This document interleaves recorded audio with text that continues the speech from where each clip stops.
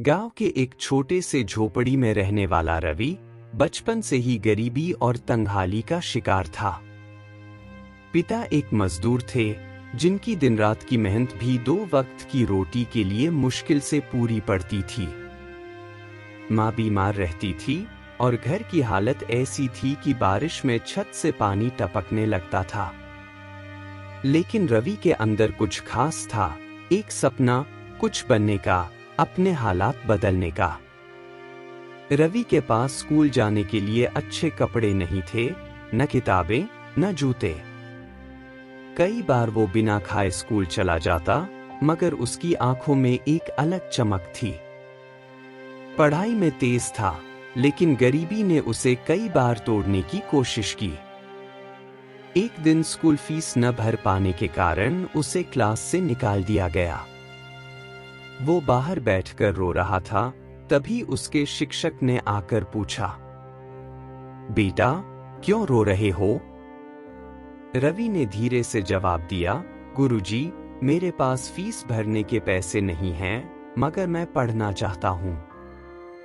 शिक्षक ने उसकी आंखों में छिपी ज्वाला देखी और उसकी मदद करने का फैसला किया। उन्होंने रवि की पढ़ाई के लिए पैसे दिए और उसे समझाया कि मेहनत ही उसकी असली ताकत है।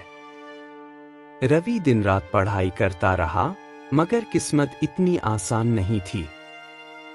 जब वह 10वीं कक्षा में था, उसके पिता एक हादसे में चल बसे। घर चलाने की जिम्मेदारी अब उसके कंधों पर थी। माँ की दवाइयाँ, छोटे भाई बहनों की देखभाल, सब कुछ उसे ही करना था।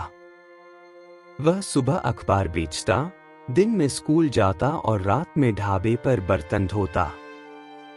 उसके हाथों में छाले पड़ गए, मगर उसने हार नहीं मानी। गरीबी, ताने, भूख, सब कुछ सहने के बाद भी रवि ने मेहनत जारी रखी।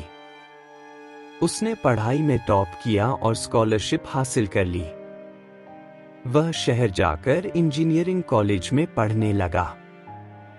लोगों ने कहा, गरीब के बेटे कुछ नहीं कर सकते, मगर रवि ने अपनी मेहनत से उन सबको गलत साबित कर दिया।